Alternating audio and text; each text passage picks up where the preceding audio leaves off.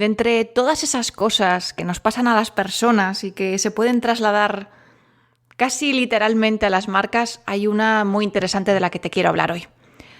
Y es que a veces creemos que para que nos elijan, tenemos que parecernos más a lo que el otro espera.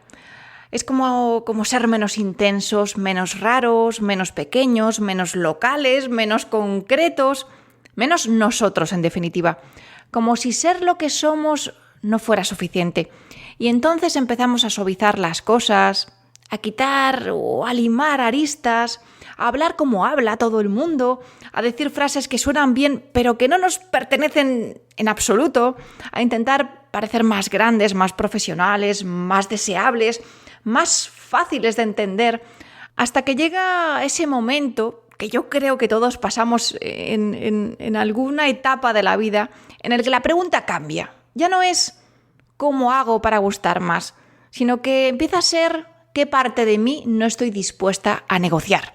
Y esa pregunta, que parece muy personal, también es una pregunta, diría, profundamente de marca.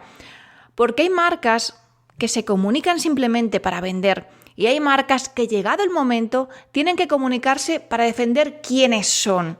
Y de eso, en realidad, es de lo que quiero hablarte hoy. De una marca que se ha defendido, de una campaña que en principio podría sonar muy aburrida, de hecho a mí me sonaba muy aburrida hasta que vi lo que había detrás, ¿no? Hasta que vi lo que había detrás y delante, ¿no? Hasta que profundicé y vi de qué se trataba. Porque en principio va de bancos, va de una OPA hostil, va de accionistas, de porcentajes y de todas esas cosas que parecen muy lejos de nosotros, o al menos de las personas que estamos distanciadas, ¿no?, de ese mundo de las finanzas. Y sin embargo, acabó siendo una de las campañas más interesantes de los últimos años en España y no exagero nada. Hablo del Banco Sabadell y de su comunicación frente a la OPA hostil del BBVA. Pero vamos a tranquilizarnos, que no voy a hacer un episodio sobre banca, como te decía. Yo no me levanto, me imagino que como tú, no me levanto pensando por la mañana qué ganas tengo hoy de analizar una OPA hostil. No, todo lo contrario.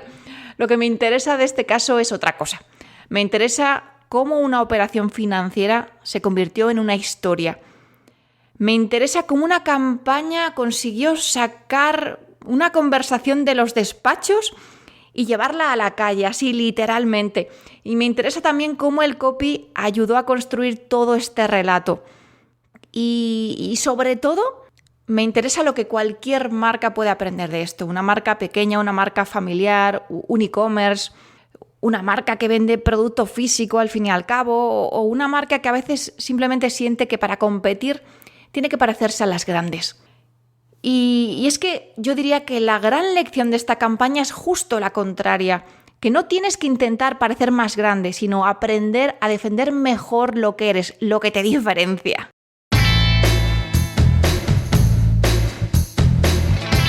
Y es que estás escuchando Palabras de Nariz Grande, al habla Cris o Chloe Meller, lo que prefieras, copywriter y storyteller narigona, o cuentista, o creativa publicitaria, o llámalo como quieras. Eso sí, para marcas de nariz grande, con mucha personalidad, tanta como la de Adrian Brody o Barbara Streisand, sí, y con coraje, de las que se atreven a comunicar su verdad con sello propio y a transformar su nombre en todo un movimiento. Mi especialidad, reconstruir la comunicación de marcas desde dentro y verlas en acción a través de su email marketing. ¿Comenzamos? ¡Comenzamos!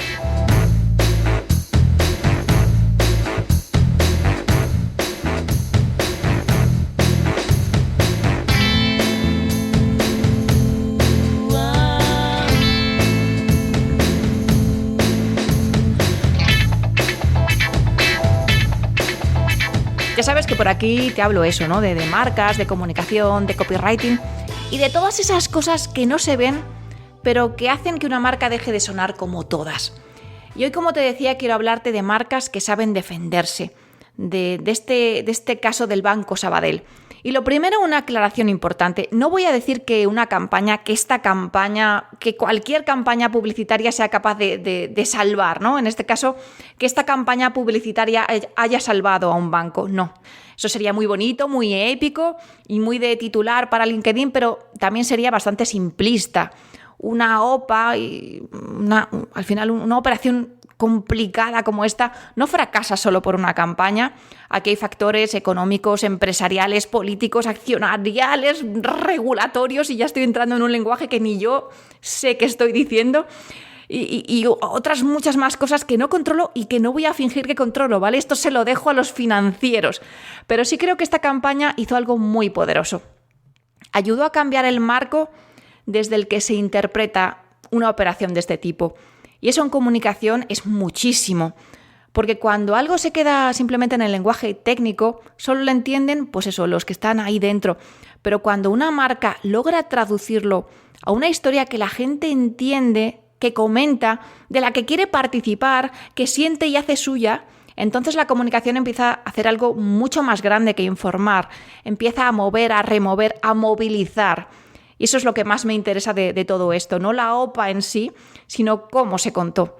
Porque el poder en comunicación no está solo en lo que pasa, sino está en cómo conseguimos que se entienda lo que pasa. En ese cómo. Y aquí precisamente en esta campaña aparecen varios mecanismos de copywriting, de comunicación, de publicidad, que me parecen buenísimos y que merece la pena detenernos sobre cada uno de ellos, porque además parece que es algo lejano, que es un sector lejano que no va con tu marca, pero muchas veces quitarnos las orejeras de mirar solo en nuestro sector es valiosísimo y nos permite conectar ideas y traer a nuestro campo recursos, mecanismos que luego filtrados por nuestra filosofía, nuestra ideología, pues pueden dar lugar a campañas buenísimas y a una forma de comunicar que igual es la que estamos buscando. Así que bueno, voy a empezar con el primero, que es el más evidente, pero también uno de los más potentes, que es ese David contra Goliat. Es decir, ese pequeño frente a un grande. Una parte pues, que es aparentemente más débil frente a uno que, pues, que es más fuerte. Así, dicho claramente. Una entidad que intenta resistir frente a otra con más tamaño, con más poder, con más músculo y con más capacidad de imponerse, y frente a la que en principio crees que no tienes nada que hacer, ¿no? Y esta estructura del David contra Goliat funciona porque los seres humanos tendemos a identificarnos con ese David, con quien parece tenerlo más difícil, que no tiene ventaja, que no parte con ventaja, con quien no gana por fuerza bruta, sino por inteligencia, por astucia, por convicción, por una razón moral que nos parece más limpia y más ética y más bonita, ¿no? Dicho así, con esta palabra, que no dice nada, pero que creo que se entiende, ¿no? Pero ojo, porque esto no significa que cualquier marca pueda ponerse el disfraz de David y ya está, y con esto lo tenemos todo hecho. No, sería absolutamente ridículo y además es que se nota. Para que un David contra Goliat funcione, tiene que haber una asimetría real, ¿no? Frente a ese grande y ese pequeño, ¿no? Y además el pequeño tiene que representar algo valioso. Y algo valioso no solo para él, sino para algo que está fuera de él, ¿no? Es decir, que lo que está en juego tiene que importar más allá del propio interés del pequeño. Porque si no, no funciona. Si una marca se coloca en el papel simplemente de víctima, sin tener una verdad detrás, suena a manipulación. Si exagera su fragilidad, puede dar vergüenza ajena. Y si convierte al otro en un monstruo solo para quedar como la buena, pues se vuelve infantil. Y en el caso de Sabadell, la estructura funciona porque había una tensión clara. Una entidad más grande intentando absorber a otra más pequeña. Pero lo interesante de la campaña es que no se quedaba ahí, no se queda ahí. No dijo simplemente, pobrecitos de nosotros, que viene uno muy grande y nos va a comer. No. Lo que hizo fue elevar el conflicto y la pregunta dejó de ser la de ¿debe el BBVA comprar al Banco Sabadell? Y empezó a ser ¿qué pasa cuando dejamos que lo grande se coma a todo lo demás? Y ahí yo diría que está el giro fundamental. Porque ya no hablamos solo de bancos, hablamos de la vida, ¿no? De la sociedad. Hablamos de concentración, de independencia, del poder de poder elegir, de cercanía, del futuro que queremos. Y de si queremos, en definitiva, vivir en un mundo donde cada vez hay menos opciones, menos matices, menos voces, menos formas distintas de hacer las cosas. Y ahí David contra Goliat deja de ser una técnica narrativa y se convierte en una posición diferencial. Y esto es muy importante para cualquier marca pequeña, porque muchas veces los pequeños cometen un error enorme, ¿no? Intentan parecer grandes, como decía antes, intentan sonar como los grandes, tener campañas como los grandes, hablar con el tono de los grandes y hacer promociones y descuentos lo más grandes posibles y publicar como los grandes y todo a lo grande. Y claro, no tienen nada que hacer, aquí pierden. No puedes jugar al juego del grande siendo pequeño, porque vas a perder. No tienes ni su presupuesto, ni su equipo, ni su alcance, ni su tipo de negocio. No tienes su capacidad de repetir un mensaje hasta que se meta y se tatúe en la cabeza, aunque no quieras, ¿no? Porque como decía, no tienes sus recursos. Pero sí puedes tener algo que una gran marca muchas veces no tiene, que es una mirada concreta, muy particular, una historia propia, una relación más cercana que ellos nunca podrán tener, una forma de hacer quizá menos eficiente, pero mucho más humana, una obsesión por el detalle que ellos jamás podrán imitar, una capacidad de escuchar de verdad, una identidad que no ha sido diseñada por un comité de grandes para no molestar a nadie, sino que solo te basta con gustar a unos pocos y gustarles mucho a esos pocos. Y eso es un valor gigante. Entonces la pregunta para una marca pequeña no es ¿cómo parezco más grande? No. La pregunta debería ser ¿qué tengo precisamente por ser pequeño que los grandes nunca podrán tener y nunca podrán imitar? Porque ahí puede estar tu fuerza. Y aquí, derivado de este, aparece el segundo mecanismo, que es el enemigo. Y quiero pararme un momento aquí porque cuando hablamos del enemigo en comunicación, yo creo que a veces se entiende fatal. Tener un enemigo no significa ir por ahí por la vida insultando a otras marcas, no. Y tampoco significa señalar con el dedo y decir ellos son los malos y nosotros somos los buenos. No, porque eso es completamente pobre, es que no tiene sentido ni tiene atractivo y además yo diría que es peligroso. Un buen enemigo de marca casi nunca es solo una empresa concreta.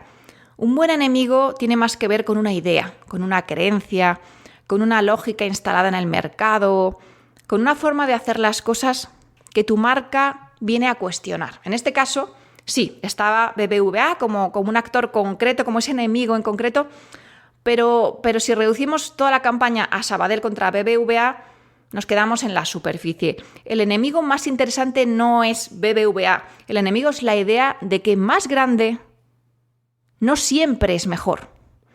La idea de que crecer siempre significa absorber, ¿no? O sea, ir en contra de la idea, ¿no? De que más grande siempre es mejor, de que la idea de que crecer siempre significa absorber, la idea de que lo pequeño tiene que rendirse siempre ante lo grande, la idea de que si te viene alguien con más poder, pues lo normal es apartarse y hacerse pequeño.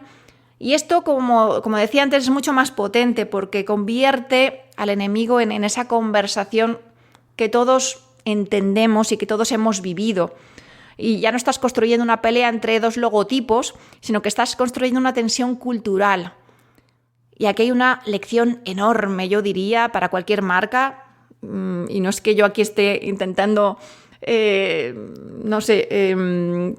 una cátedra, ¿no?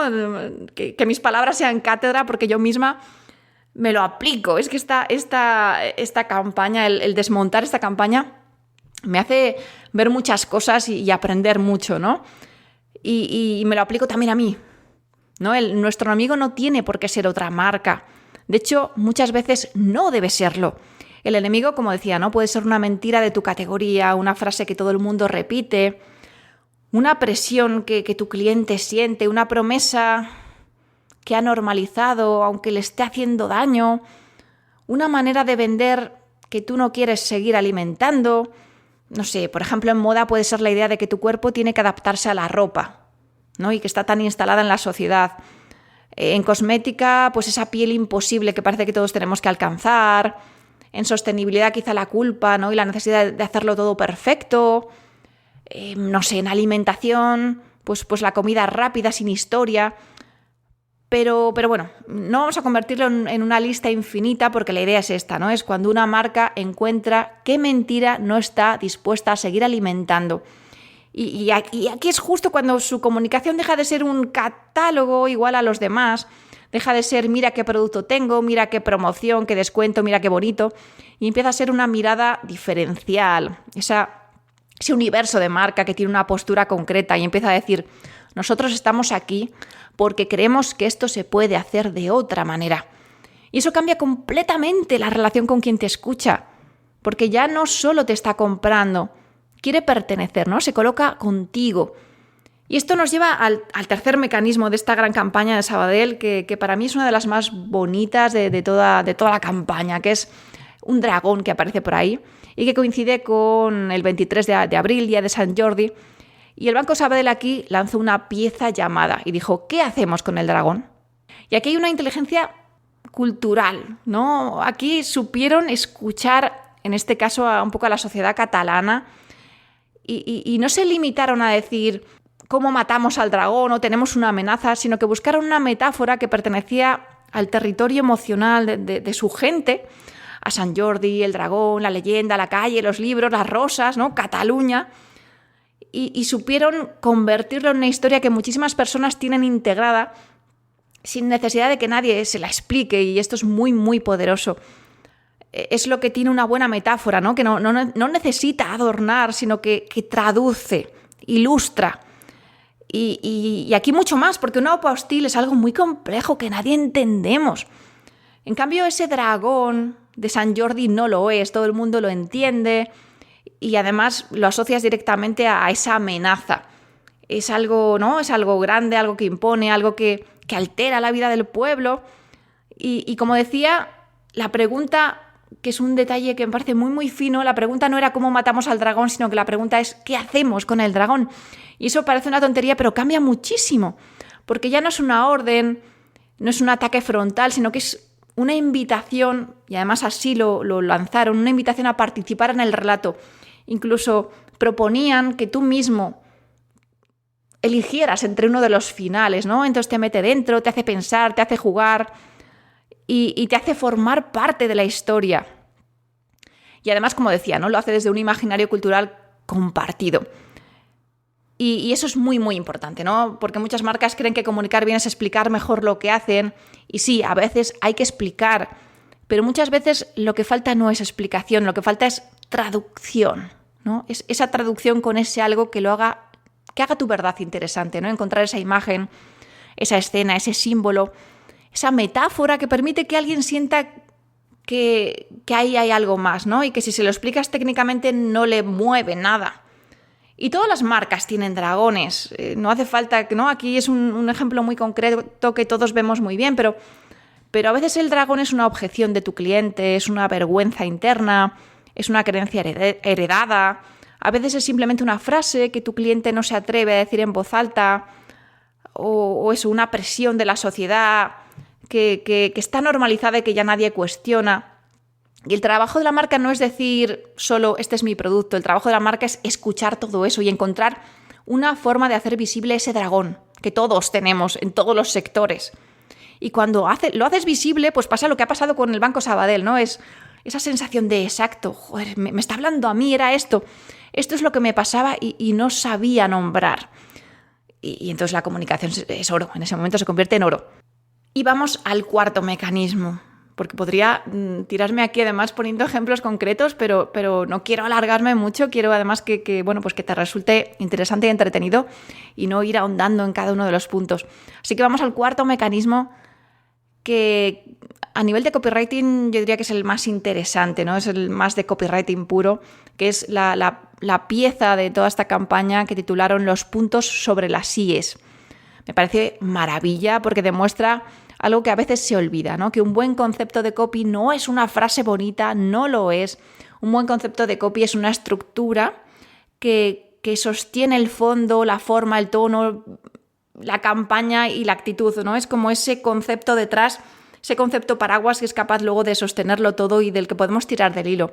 Y poner los puntos sobre las IES es una expresión que todos entendemos, que todos conocemos, que significa, pues bueno, ya lo sabes, ¿no? Es como aclarar, decir las cosas como son, significa también, yo diría, marcar un límite, significa dejar de rodear el tema, significa, venga, vale, vamos a hablar claro.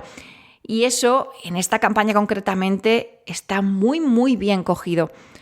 ¿Por qué? Pues porque el Banco Sabadell también necesitaba hacer un poco de pedagogía, tenía que explicar para la gente de a pie qué era una OPA hostil y tenía que explicar por qué se oponía a ella. Y tenía que dirigirse, sí, quizá a accionistas más técnicos, pero también quería hacer partícipe a toda la sociedad, y esto es complejo. Y tenía que hablar de riesgos, tenía bueno, pues era todo demasiado complicado, pero consiguieron hacerlo desde un lenguaje que entendía la gente, no desde ese lenguaje corporativo que nadie es capaz y que nadie iba a leer si lo hacían desde ya no que nadie iba a entenderlo, es que nadie lo iba a leer. O que solo lo iban a leer los que ya estaban dentro. Y en cambio, con este concepto de vamos a poner los puntos sobre las IES, consiguieron hacer algo pues muy diferente. Convierten esa explicación técnica en una conversación con sencilla y además con carácter, ¿no? No dijeron o no pusieron un gran titular con información relevante sobre la operación corporativa. No, dijeron, vamos a hablar claro. Y con este giro, que esto es copywriting puro, consiguieron lo que necesitaban, ¿no? Porque, como decía, no se trata de escribir más bonito, consiste en elegir desde qué lugar mental vas a entrar a la persona, ¿no? O vas a conseguir que la persona entre en el mensaje. Y aquí logran que las personas entren con mucha curiosidad, con mucho interés y con mucha claridad. Y de forma firme, o sea, no le quitan valor o potencia. Incluso diría que este mensaje contiene cierta chulería contenida, ¿no? Además, el concepto no se queda en un simple titular, ¿no? El de vamos a poner los puntos sobre las IES, sino que consigue bajarlo a la gráfica, es decir, combina algo que me parece muy, muy importante, ¿no? Que es esa parte de copy, esa parte de diseño, ¿no? Y que juntas, unidas, sumen. Y en los, si te fijas y si buscas esta campaña, el punto de la I aparece marcado con bolígrafo y hace mucho más patente y potente esta frase de poner los puntos sobre las IES. Y la imagen literalmente es que pone el punto. Y parece algo muy obvio y muy sencillo, pero no lo es, al contrario, ¿no? Y ocurre, yo creo, con las mejores ideas que parecen obvias cuando ya las ves hechas, pero que detrás hay mucha labor de ingenio y de elaboración. Y precisamente por eso son buenas, porque parecen al final muy sencillas. Y porque no necesitan explicación, ¿no? Que es lo mejor de este titular, ¿no? De vamos a poner los puntos sobre las IES. Es como que fondo y forma están diciendo lo mismo y, como decía, ¿no? Están sumando fuerzas. Y luego, además, esas palabras sobre las que ponen los puntos están muy bien elegidas. En este caso, hablamos de la palabra hostil, de la palabra contigo, posible y big, ¿no? Palabras con mucha carga, porque, y aquí lo he dicho más veces en varios episodios, ¿no? Es el poder de las palabras. Una palabra no es solo una palabra, sino es todo lo que esconde detrás, todo lo que significa, todo el marco de significado que abre. Y en este caso, pues hostil no es lo mismo que operación, es mucho más. Ese contigo no es lo mismo que accionistas, es hacerte partícipe. Ese posible no es lo mismo que, yo qué sé, que viabilidad. Y big no es solo grande, es todo un imaginario de tamaño, de poder, de escala, de músculo, de ambición. Y como decía, ¿no? Aquí se ve muy, muy bien el poder que tiene un buen copy. No se trata de escribir mucho, sino saber qué palabra tiene que llevar el peso en cada momento. Y a veces una campaña no necesita más texto, ¿no? Necesita como mejores puntos de apoyo y sujetarse sobre ¿no? Como en este caso, ¿no? Sobre ese concepto tan poderoso que ya lo sujeta y lo dice todo, ¿no? Que sostienen esa idea entera que hay detrás. Y que no son palabras, no son decoración, sino que es estructura y además que suena bien, en este caso apoyándose sobre esa frase hecha que todos conocemos, que además te colocan en el lugar exacto. Aquí la verdad es que eso, han sabido dar con justamente lo que necesitaban, ¿no? Con ese juego de palabras, ¿no? Que además no se queda solo en un juego de palabras, el de poner los puntos sobre las IES, sino que constituye toda su posición, su postura frente a esta campaña y frente a esta OPA hostil en la que se encuentra, ¿no? El banco. Y cuando el copy está bien trabajado, esto es lo que pasa, que no adorna, sino que estructura, ordena, clarifica, ilustra, da potencia, genera mucho interés. Y esto es, yo creo, justamente lo que han conseguido con esta campaña. Y por último, y para no extenderme demasiado, que no quiero que esto se convierta en una visita guiada por todas las acciones del Banco Sabadell, pero sí quiero hablar de una pieza, de un anuncio, que forma parte de esta campaña, que es el anuncio de Noguera Alimentación. A ver, para quien no lo haya visto, la idea más o menos es esta. Es una especie de cortometraje, en el que podemos ver a una multinacional ficticia que llaman Food Market y que está a punto de adquirir una empresa familiar, que es Noguera Alimentación. Y que están todos pues en una notaría, ¿no? Imagínate un despacho con muchas personas muy serias sentadas. Todo parece listo para firmarse y justo en ese momento aparece una alternativa de financiación de una chica, ¿no?, que entra allí, que entra con una alternativa de financiación del Banco Sabadell que permite que esa pequeña empresa siga creciendo sin necesidad de venderse a la otra, ¿no?, a Food Market. Es decir, en ese momento tiene la capacidad de poder elegir. Y esto es un storytelling muy, muy bien utilizado, porque Sabadell podría haber dicho: apoyamos a las empresas que quieren seguir creciendo de forma independiente, y estaría bien, sería correcto, corporativo, pero también sería olvidable. En cambio, lo que hacen es contarte una historia, y además muy bien traída y muy bien contada. Es una empresa familiar, un momento límite, una decisión muy, muy importante, y en el último momento esa alternativa, ¿no? Y hay un conflicto y ese futuro que ya se vislumbra y que va a cambiarlo todo. Y de pronto entiendes la idea sin que te la subrayen 10 veces, y además poniendo el foco no en el ego de Sabadell o en su propia tensión interna, sino en lo que esto puede hacer por las empresas, ¿no? Y me parece muy, muy importante, porque muchas marcas tienen ideas buenas, pero no son capaces de contarlas. Dicen: sí, creemos en la autenticidad, creemos en la sostenibilidad, creemos en las personas, en la calidad, en la cercanía, y muchas veces es verdad, y lo sienten de verdad. Pero así contado suena a vacío completo. No se puede ver, no se puede tocar, no hay diferenciación con otros y no se recuerda. Entonces, estas ideas abstractas necesitamos concretarlas, aterrizarlas, necesitan como sujetarse dentro de una escena y contarlas, necesitan una historia pequeña que las haga comprensibles. Y cuando una idea, sin embargo, cuando es demasiado grande, no siempre hay que explicarla más, sino que hay que convertirla, ¿no?, como ha hecho el Banco Sabadell en este caso, algo muy, muy complejo, pero que ha sabido hacerlo pequeño, acercarlo a la gente y hacerlo visible, humano. Y eso es lo que hace que este spot de Noguera Alimentación pues sea tan potente. Y como decía, ¿no?, también no habla directamente del banco hablando de sí mismo, que esto sería, iba a decir ególatra, ya no porque sea ególatra, no, sino porque no interesa a la gente, sino que habla de otra empresa que está a punto de dejar de ser ella. Y en el fondo está hablando de sí mismo, está hablando del Banco Sabadell, pero lo hace poniendo el foco en su cliente. Y esto es muy, muy elegante y muy eficaz. No es como nosotros también estamos viviendo esto, y tú lo entiendes muy bien. Es como: esto va de nuestra OPA, somos David como tú, y toca justamente esa emoción que como una empresa pequeña pues puedes haber vivido. Y aquí aparece una idea que me parece, diría, el corazón de todo este episodio y de lo que quiero contarte, que es la sospecha de que ser nosotros mismos no basta, o quizá no baste. Y creo que muchas marcas comunican desde esa sospecha constante, desde esa ansiedad constante, la sospecha, ¿no?, de que no son suficientes, de que ser ellas mismas no basta. Entonces empiezan a disfrazarse, ¿no?, constantemente disfrazarse de otra cosa que no son, a copiar, a exagerar, a prometer de más, a hablar como lo que creen que se espera de ellos, a hablar de descuentos que encima no pueden sostener, porque ven que todo el mundo hace descuentos, a repetir fórmulas porque ven que a otros les funcionan, a decir: somos cercanos, somos sostenibles, somos diferentes, a decir lo que haga falta sin aterrizarlo, sin demostrarlo, sin saber cómo contarlo.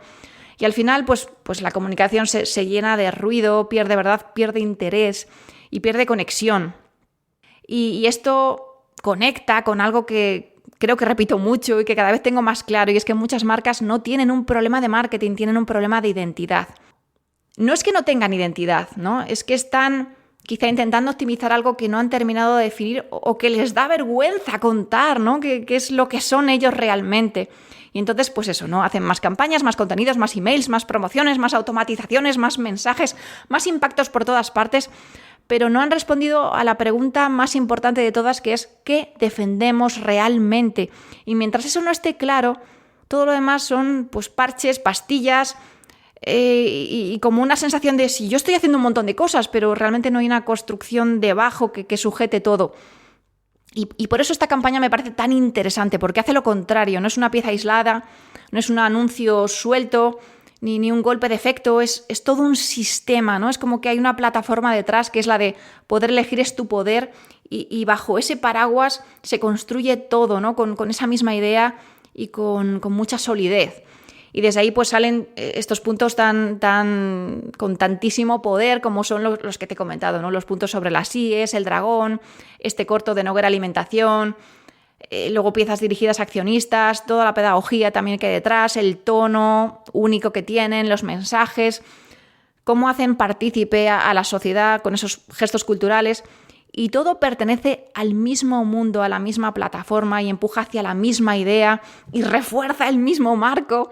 Y esto para mí es una de las grandes diferencias entre una campaña brillante y una comunicación estructural, ¿no? Una pieza puede llamar la atención, pero un sistema realmente puede lograr cambiar la conversación, ¿no? Como en este caso.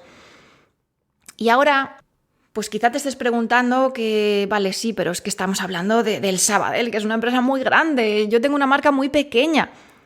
No tengo además una apostille encima de la mesa, no tengo un presupuesto de banco, no tengo una gran agencia detrás, como es en este caso, que tienen una grandísima agencia con muchos premios y esta misma campaña ha conseguido el premio a la creatividad 2026, ¿no? Yo simplemente dirás, tengo una tienda online, una marca con un producto, una lista de emails que tengo que cuidar y que tiene que convertir, campañas que tengo que sacar adelante y bastante tengo con llegar viva al jueves. Y lo entiendo perfectamente, porque lo vivo yo misma y lo vivo con mis clientes. Pero precisamente por eso diría que esto es muy útil. Este caso me parece muy útil y que puede ayudarte a reflexionar, ¿no? y a encontrar también tu punto, tu mirada y tu forma de comunicar. No para copiarlo, sino para entenderlo, ¿no? Y la enseñanza no es haz una campaña enorme con dragones, prensa spots y un concepto premiado. No. La enseñanza yo diría que es mucho más práctica que todo eso. No esperes a estar en una crisis para saber qué defiende tu marca. Párate un poco a pensarlo. No esperes a que alguien cuente tu historia por ti. No esperes a que el mercado te empuje a competir solo por precio. No esperes a que tu categoría te arrastre a hablar como todos y hacer lo que están haciendo todos. No esperes a tener que defenderte para descubrir que no sabes muy bien qué decir. Porque es que una marca yo diría que se defiende todos los días. Se defiende cuando decide no hacer un descuento, cuando defiende que no promete lo que no puede cumplir. Se defiende cuando explica por qué su producto cuesta lo que cuesta y ya está y no se va a rebajar. Se defiende cuando habla de su proceso sin convertirlo en puro postureo. Se defiende cuando no copia el tono de moda, el que está ahí, el que les funciona a otros. Se defiende cuando reconoce que no es para todo el mundo. Cuando entiende que no gustar a todos no es un fracaso, sino que es la condición que necesita para significar algo para los que de verdad van a entenderlo y van a seguir esa marca. Por eso si tienes una marca, creo que el ejercicio no es preguntarte cómo hago mi versión de la campaña del Banco Sabadell, porque no la vas a poder hacer, ni tienes que hacerla, ¿no?